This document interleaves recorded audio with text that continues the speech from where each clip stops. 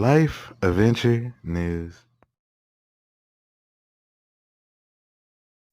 And joining us now, Dr. Ben Carson, former Secretary of Housing and Urban Development and author of the new kids book, Why America Matters. Dr. Carson, welcome. Congratulations on your new book. We do want to talk to you about that. But first, let's talk about mandates. You were on the record saying that vaccines are good, mandates are not, adding that mandates open the door to dangerous precedents. Explain what you mean by that.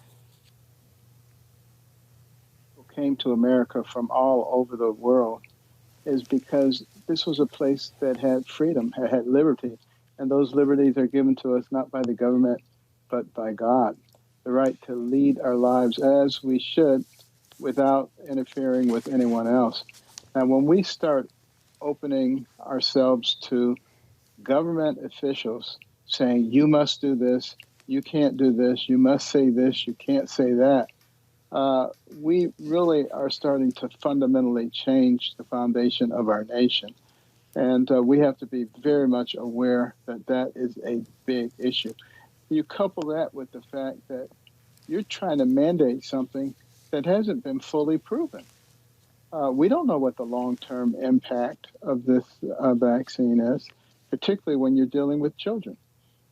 We do know that when you're dealing with children, you don't have a high risk from the virus itself. Look at that, Griff, thanks. Unvaccinated Border Patrol agents now threatened with losing their jobs if they don't get the shot. We spoke to Congressman Michael Waltz about this yesterday. He says the White House should close the border and stop targeting the people, the only ones who are actually securing that border. Listen. This administration is not supporting those brave men and women who are waking up every day to keep our communities and keep our borders safe. They're putting the burden on them rather than on their policies to disincentivize these thousands of migrants, many of which have COVID. Our next guest, Kelsey French, is the wife of a Del Rio Border Patrol agent who could lose his job. She joins us now. Kelsey, how insane is it that your husband could lose his job protecting all of us because he doesn't have a shot, but the illegal migrants crossing the border, potentially with COVID, with no vaccination, face no consequences whatsoever? Ever since the mandate was starting to get talked about, I was just furious because I felt the same way. I was like, how can they allow all these people to come in testing positive and nobody even thinks twice about it?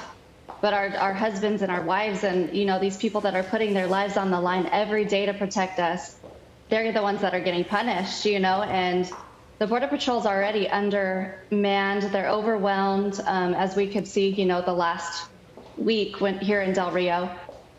We don't have the resources already. And in a couple months, there's going to be a lot of men and women that they're not going to stay. I mean, they're already deciding that they're not going to stay.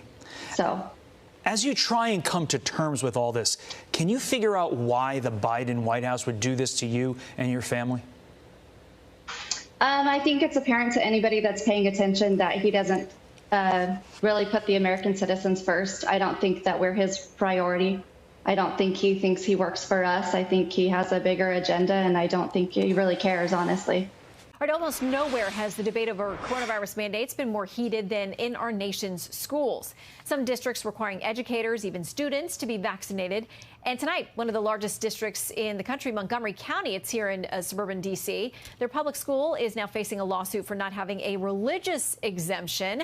Civil rights attorney Harmeet Dillon, whose organization is representing the plaintiff in that case, joins us now to discuss. Harmeet, always good to see you.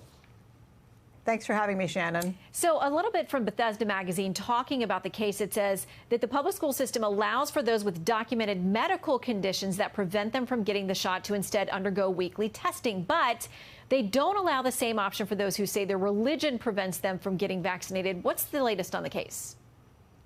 Well, the latest on the case is exactly as you said. We filed that lawsuit yesterday. And in fact, the written policy that was only formulated about 3 weeks ago from the board, exactly, it has a medical exemption in it, but no mention of a religious exemption. Our client is an administrator with a door in an office. He's not a teacher, and he would like to seek, based on his Christian faith, a religious exemption. So we filed this lawsuit because that is a clear violation of Title VII, the federal employment law, as well as Maryland state employment law as well as the Constitution to treat people differently with respect to the medical exemption versus the religious exemption, because if you could do one, you could certainly do the other, and you're in fact required to in most circumstances. Now, interesting development today is that we had a hearing in court, not the sort of major hearing, but in court, the school actually took the school board actually took a different position. They said, actually, even though it isn't in the written policy, we do have a religious exemption. It's just in some other document. That's kind of hard to believe.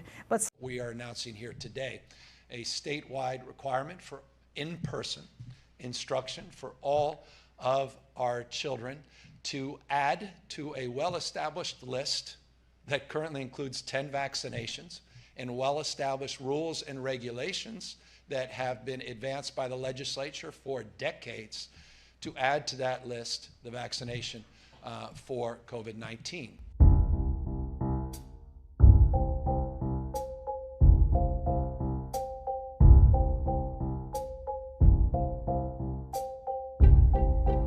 On the pandemic, the nation passing a grim milestone overnight, with COVID-19 deaths now topping 700,000. This as California becomes the first state in the nation announcing it will mandate vaccines for school children.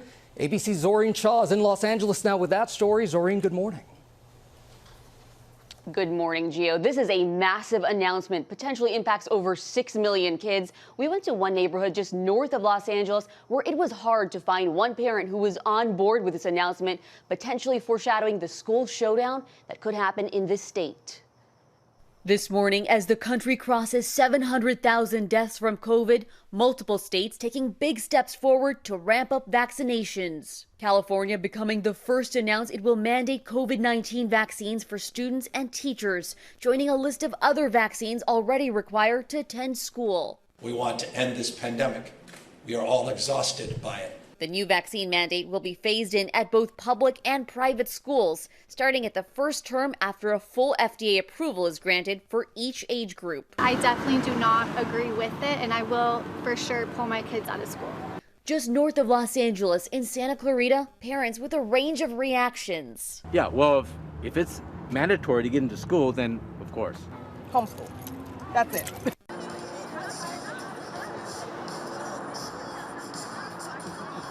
So we're standing up against vaccine mandates. Today is the day that we all go on suspension. We have until the end of the month to get vaccinated or we're fired. Well, at first I was a little depressed because I've been in healthcare for 8 years and I thought I was going to lose my career. There are private practices and other clinics who do believe in what I believe in and are against vaccine mandates, and I think I'll get another job. It's just, I know it's going to be really difficult for all these healthcare workers. No, I don't think it should be mandatory. I wouldn't demand to be mandatory, but I would do everything in my power.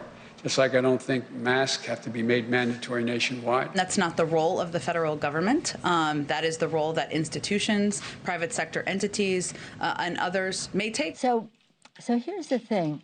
We cannot require someone to be vaccinated. That's just not what we can do.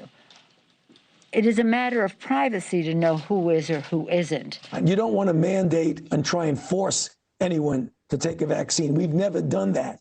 You can mandate for certain groups of people, like health workers, but for the general population, you can't. But we don't want to be mandating from the federal government to the general population. It would be unenforceable and not appropriate.